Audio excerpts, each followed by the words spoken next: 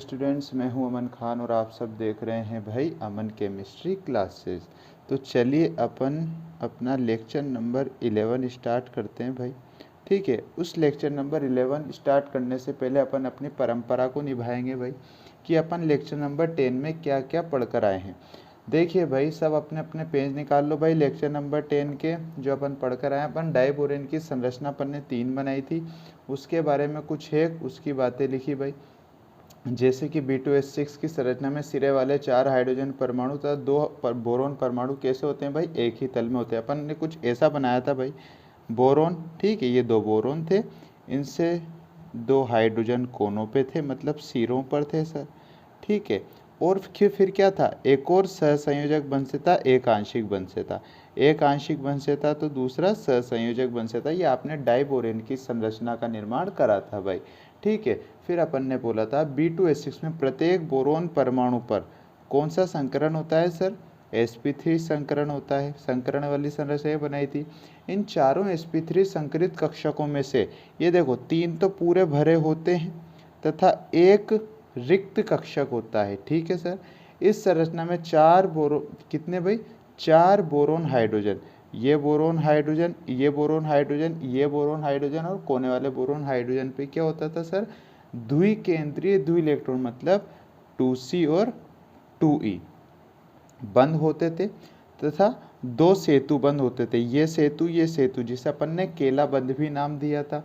ठीक है सर, उसके बाद अपन ने देखा फुलरीन अणु पर टिप्पणी लिखी, क्वेश्चन लिखा था। उसके लिए मैंने कुछ एक पैराग्राफ लिखवाया था आपको। हीलियम, ऑर्गन आदि अक्रिय गैसों की उपस्थिति में, किसके उपस्थिति में भाई, हीलियम, ऑर्गन जैसी जितनी भी अक्रिय गैसें होती है उनकी उपस्थिति में ग्रेफाइट को विद्युत आर्क में, विद्युत आर्क क्या होता है सर, बहुत बड़ी भट्टी होती है, तो एक विशेष प्रकार की भट्टी होती है, उसमें उसको गर्म किया जाता है तो आपके पास फुलरीन का निर्माण होता है। उस जो फुलरीन होता है उसमें क्या होते हैं सर, C60 और C70 वाले कार्बन उपस्थित होते हैं। ठीक है सर, फुलरीन कार्बन का अति शुद्ध रूप होता है क्योंकि फुलरीन में किसी भी प्रकार का झूलता बंध, जैसे आपने डाइबोरेन में देखा था केला बंध झूलता हुआ, वैसा कोई बंध फुलरीन में पाया नहीं जाता है। फिर मैंने हेडिंग डलवाई भाई संरचना, तो उसमें अपन ने संरचना लिख रहे थे जिसमें अपन ने एक स्टार पॉइंट लिखा था मात्र, वो क्या था, फुलरीन की संरचना कैसी होती है, पिंजरानुमा होती है सर, कोई दिक्कत। फिर मैंने आपसे कहा था इसके आगे अपन संरचना को कल कंटिन्यू करेंगे नेक्स्ट लेक्चर में, तो आप देखो भाई क्या है। तो सेकंड स्टार पॉइंट आता है अपने पास C60 अणु की आकृति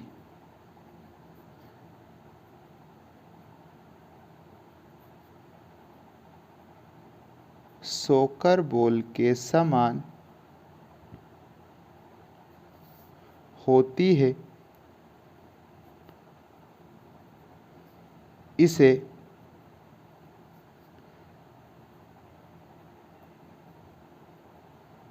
बकमिस्टर फुलरीन कहते हैं। C60 मैंने आपको बताया था जो फुलरीन की संरचना होती है उसमें क्या होते हैं सर, फुलरीन में C70 और C60 जैसे कार्बन उपस्थित होते हैं, मतलब अणु उपस्थित होते हैं। तो यहाँ पर क्या बोला, फुलरीन की ज्यामिति में जो C60 अणु रहते हैं उसकी आकृति कैसी होती है सर, सोकर बॉल, आपने फुटबॉल देखी होगी सर, उसकी तरह होती है। इसे क्या कहते हैं सर, बकमिस्टर फुलरीन कहते हैं। सर ये फुलरीन तो समझ में आया, ये बकमिस्टर क्या है सर, ये बकमिस्टर वो है, उन वैज्ञानिक का नाम है जिन्होंने इस फुलरीन का नाम दिया, तो इस वजह से इस फुलरीन का नाम उस वैज्ञानिक के नाम पर दिया गया। ठीक sir, okay, next star point, प्रत्येक कार्बन परमाणु पर sp2 संकरण होता है, sp2 संकरण होता है। वहाँ sp3 संकरण था डाइबोरेन में, तो 4 कक्षक बन रहे थे, यहाँ sp2 है तो एक कक्षक कम बनेगा, 3 sp2 संकरित कक्षक बनेंगे। इसमें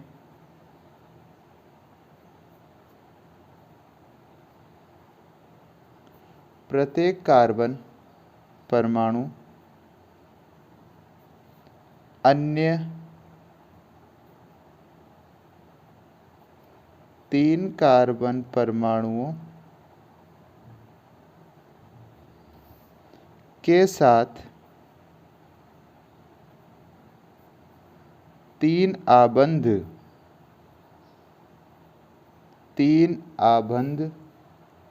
बनाता है। चौथा इलेक्ट्रॉन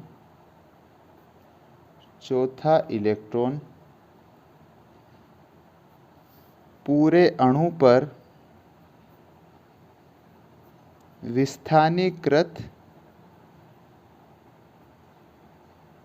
विस्थानीकृत होता है।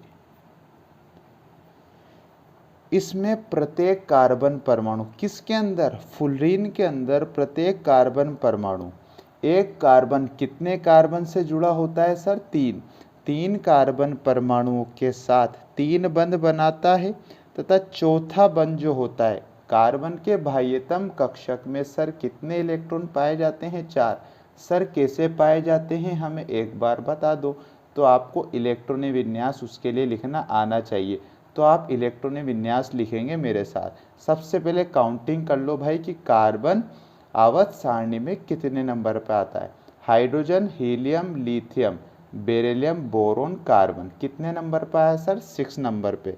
तो 6 पे आता है कार्बन। इलेक्ट्रॉन विन्यास कैसे लिखोगे, 1s2 2s2 और 2p2। ठीक है सर, ये आपका इलेक्ट्रॉन विन्यास होता है कार्बन का।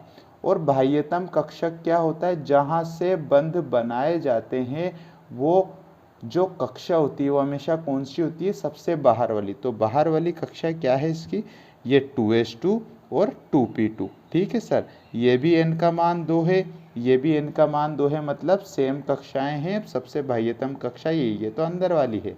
इसे क्या बोलते हो आप, बाह्यतम कक्षा बोलते हो।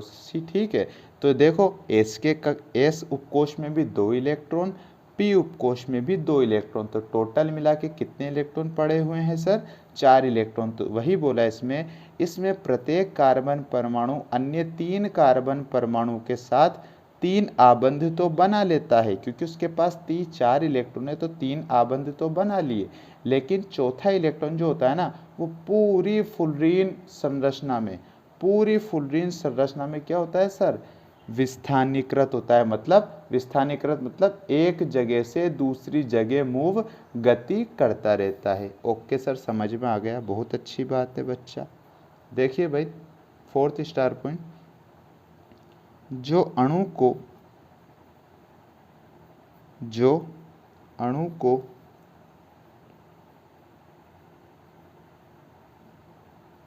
एरोमेटिक गुण प्रदान करता है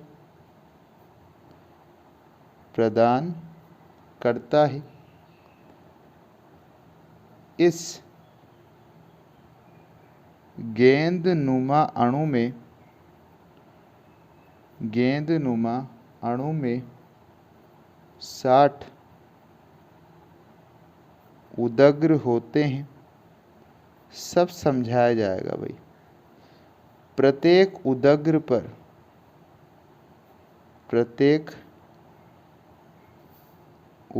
पर एक कार्बन परमाणु होता है। इस पर दोनों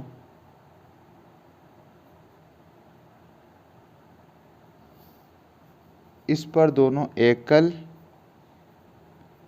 व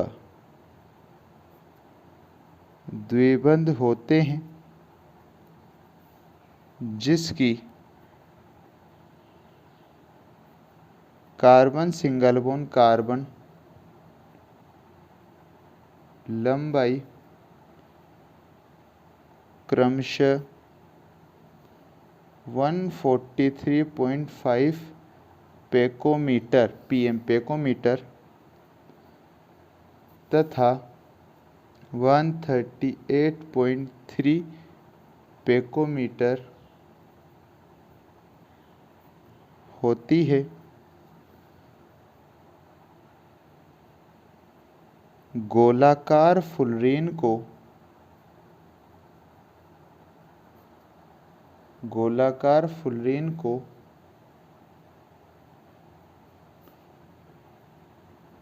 बकीबोल भी कहते हैं। बकीबोल भी कहते हैं। क्या देखा अपन ने इस स्टार पॉइंट में? ये जो इलेक्ट्रॉन विस्थानीकृत होता है ना, जो अणु को एरोमेटिक गुण प्रदान करता है, ये बात हमेशा ध्यान रखना। जब भी कोई इलेक्ट्रॉनों का विस्थानीकरण मतलब मूव गति दर्शाता है तो उस गुण को एरोमेटिक गुण कहा जाता है। सर, ये एरोमेटिक गुण आपने पढ़ाया क्यों नहीं हमें?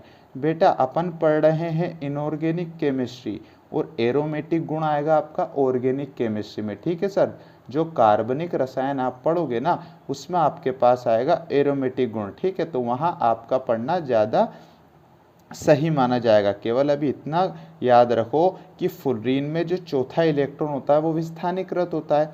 उस विस्थानीकृत इलेक्ट्रॉन के कारण अणु को क्या प्रदान हो जाती है भाई? एरोमेटिक गुण प्रदान हो जाते हैं।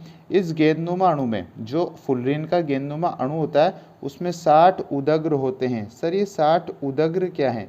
मतलब 60 फलक, मतलब 60 कार्बन मान लो भाई। ठीक है, 60 उदग्र, यहाँ पे 660 पढ़ रहे हो ना आप।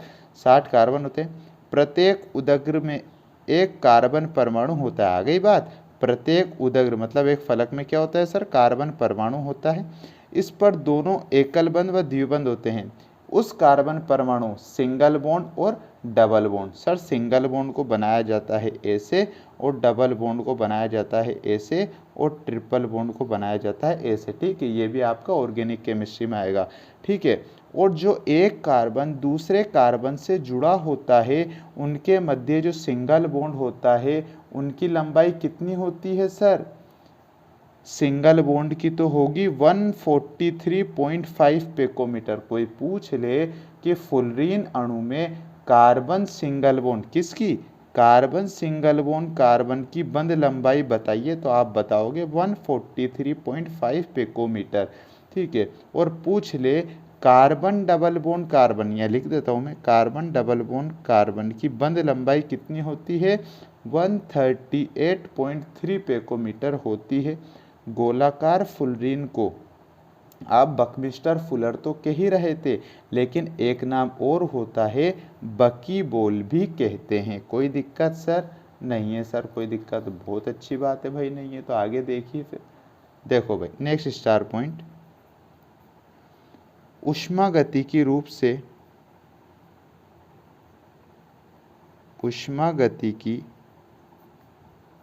से कार्बन का सर्वाधिक स्थायी अपर रूप ग्रेफाइट है। अतः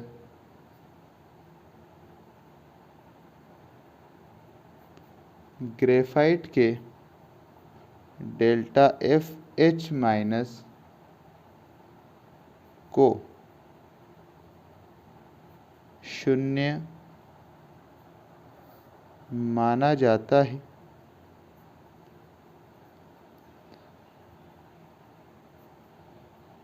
हीरा तथा फुलरीन के मान क्रमशः 1.90 तथा 38.1 किलो जूल मोल इनवर्स, या ऐसे बोल सकते हो आप पर मोल, होते हैं। कार्बन तत्व के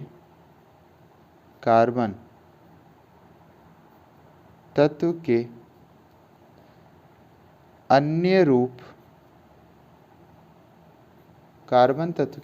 रूप जैसे कार्बन ब्लैक,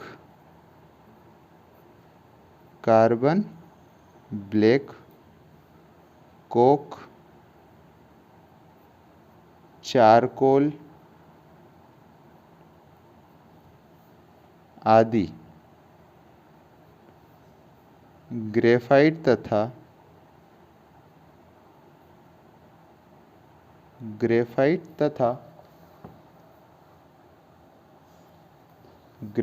तथा फुलरीन के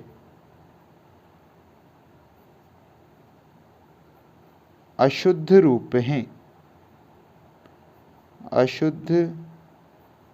रूप हैं। वायु की सीमित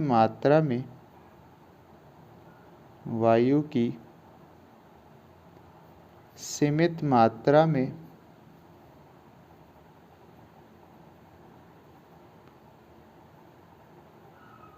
हाइड्रोकार्बन को जलाने पर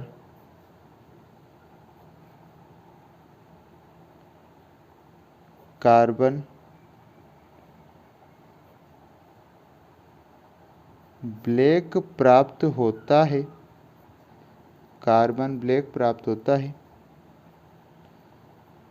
वायु की अनुपस्थिति में लकड़ी अथवा कोयले को जलाने पर कार्बन ब्लैक प्राप्त होता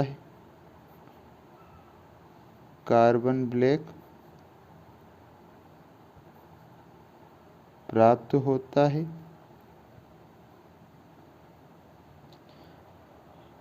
लकड़ी अथवा कोयले को जलाने पर या इसकी जगह ऐसा लिख दो, आप इसको काट देना। आपने क्या लिखा? वायु की सीमित मात्रा में हाइड्रोकार्बन को जलाओगे तो कार्बन ब्लैक प्राप्त होगा वायु की अनुपस्थिति में। अगर वायु उपस्थित नहीं होगी फिर लकड़ी अथवा कोयले को गर्म करोगे तो आपको क्या करेगा भाई? को गर्म करने पर चारकोल तथा कोक प्राप्त होता है।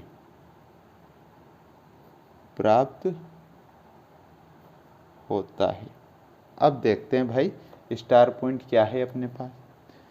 ऊष्मागतिकी क्या होता है भाई? एक आपके चैप्टर है केमिस्ट्री में, ठीक है सर। ऊष्मागतिकी थर्मोडायनेमिक्स होती है। ऊष्मागतिकी रूप से कार्बन का सबसे सर्वाधिक हिस्सा है। कार्बन क्या पर रूप होते हैं भाई? हीरा हो गया, ग्रेफाइट हो गया, उससे ही आप फुलरीन भी पढ़ रहे हो।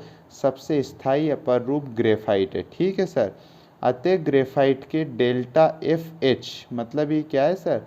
ये एनर्जी होती है। क्या होती है सर? ये एनर्जी। अतः ग्रेफाइट की एनर्जी जो होती है, एनर्जी किससे रिलेशन बताती है भाई? ऊष्मागतिकी से, ठीक है सर। को शून्य माना जाता है। एनर्जी कितनी मानी जाती है सर? इसकी 0 मानी जाती है। हीरा तथा फुलरीन के मान क्रमशः, किसके मान? हीरा और फुलरीन, ठीक है सर, के मान क्रमशः किस चीज़ के मान सर? इस डेल्टा H माइनस के, मतलब एनर्जी के मान। हीरे में तो कितना होगा डेल्टा FH का मान? 1.90 तथा फुलरीन में होगा सर 38.1 किलोजूल मोल इनवर्स होते हैं। कार्बन तत्व के अन्य रूप भी होते हैं जैसे कार्बन ब्लैक, कोक, चारकोल आदि, ठीक है सर। ग्रेफाइट तथा फुलरीन के अशुद्ध रूप हैं।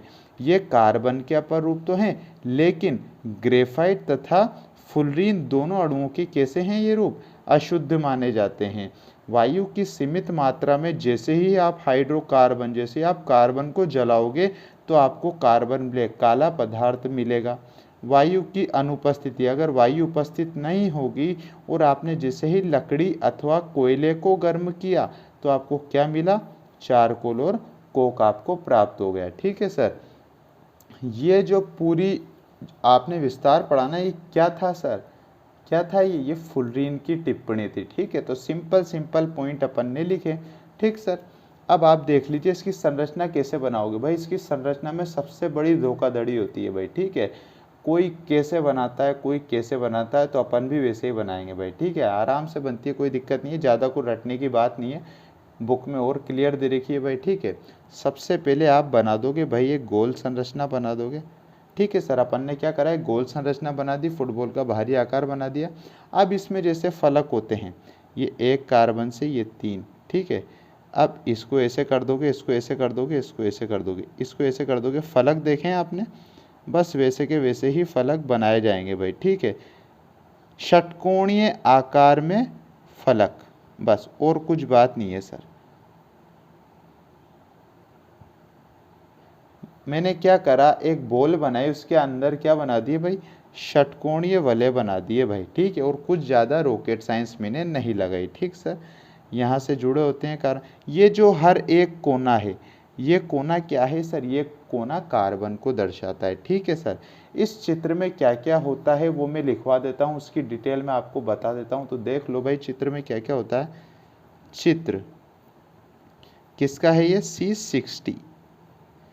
इस चित्र में कितने कार्बन है भाई आपके पास, C60 है। ठीक है सर, C70 भी होता है, लेकिन फुलरीन में सबसे सर्वाधिक स्थायी अणु कौन सा होता है सर, C60 होता है। तो इसका नाम क्या होता है सर, ये होता है भाई बकमिस्टर फुलरीन की संरचना। ये क्या है सर, पहली बात बकमिस्टर फुलरीन की संरचना है। दूसरी बात लिख लीजिए आप इसमें, अणु की आकृति, अणु की आकृति सोकर बॉल, मतलब जिसे आप क्या बोलते हो सर, फुटबॉल की तरह होती है। आपने फुटबॉल को देखा होगा सर, उसमें षटकोणीय वलय के पार्ट्स जुड़े होते हैं सर, वैसे ही इसमें भी षटकोणीय वलय के पार्ट्स जुड़े हुए हैं सर। ठीक है, ये अपना क्या हो गया सर, ये अपना हो गया फुलरीन के अणु पर संक्षिप्त टिप्पणी लिखिए। ठीक है, तो सर आपकी ये मिनिमम कम से कम 3 नंबर का क्वेश्चन बैठता है, जिसमें आपको सिंपल सिंपल लैंग्वेज लिखनी है। ठीक है सर, यहाँ तक कोई दिक्कत नहीं है, तो देखते हैं अपन आगे। आपका यहाँ तक वर्ग 13 के जो तत्व थे, किसके सर, वर्ग 13। सर ये वर्ग 13 के तत्व कौन से थे, भारत के ओल गेलिए इंडाना तेल बेचें, ये आपके वर्ग 13 के तत्व थे। ठीक है सर, वो यहाँ तक कंप्लीट हो चुका है। अब अपन चढ़ेंगे वर्ग 14 के तत्व पर। देखो भाई, देखिए हेडिंग डाल दे, वर्ग 14 के तत्व। क्या हेडिंग आई, वर्ग 14 के तत्व। लिखिए, इस वर्ग में निम्न 5 तत्व आते हैं। इस वर्ग में निम्न 5 तत्व आते हैं। कितने सर, वर्ग 14 में 5 तत्व आ रहे हैं। ठीक है, कौन कौन से, carbon, silicon, GE germanium, SN tin, ठीक है सर, पीबी जिसे आप बोलते हो लेड या प्लम्बम। ठीक है सर, प्लम्बम। ठीक, कार्बन, सिलिकॉन, जर्मेनियम, एसएन और पीबी, टिन और क्या होता है सर, ये प्लम्बम होता है। ठीक है, ये अपन ने ये तो लिख दिया। अब सर हमें पुराने वाले लेक्चर की तरह, पुराने वाले वर्ग 14 की तरह हमें एक बात बता दो आप। क्या बता दें भाई, बता दो, सर हमें इनको याद करने की ट्रिक तो बता दो, मज़ा कैसा आएगा हमें। तो बेटा बस इतनी सी बात, तो बस कोई दिक्कत नहीं है। तो देख लो भाई, इस सी से अपन लिख देंगे भाई कहे सीता जी सुनो प्रभु। अरे सर ये क्या लिखा आपने। बेटा यही तो खेल है, यही कला है। बाकी जो आप पढ़ रहे हो वो तो सारी विज्ञान है, कला यही है। कार्बन, सिलिकॉन, जर्मेनियम, टिन और प्लम्बम, ठीक है, ये आपके पास नाम है। सर इनके नाम भी लिखवा दो, आप ऊपर लिख लो ना यार, बुरा मत माना करो, वैसे अच्छी बातें नहीं है, मेरे दिल को अच्छा नहीं लगता फिर। कार्बन, सिलिकॉन, ठीक सर। ये क्या है सर, जर्मेनियम। ये क्या है सर, टिन, टिन सॉरी, ठीक। ये क्या है सर, प्लम्बम, ठीक सर। ये मैंने आपके आवर्त सारणी के नाम लिखवा दिए इन तत्वों के, ठीक है सर। सर अब इन तत्वों को याद कैसे करेंगे, ये वर्ग 14 का तत्व, इनको याद करने के लिए कुछ आप ऐसा बताओ, ऐसा रास्ता बताओ, ऐसी ट्रिक बताओ जिससे हम इनको याद कर सकें। तो मैंने आपको यहाँ तो लिखवा दी। सी से क्या बोलोगे सर, कहे। एस आई से सीता, जी ई से जी, एस एन से सुनो, पी बी से प्रभु। कहे सीता जी सुनो प्रभु। तो अपन यहाँ हेडिंग डाल के भी लिख देंगे वर्ग 14 के तत्वों को याद रखने का तरीका, याद रखने का तरीका, ठीक है सर। पूरी तरीके से आपको बेस टू बेस पढ़ाया जाएगा भाई, कोई दिक्कत नहीं है। तो क्या है भाई,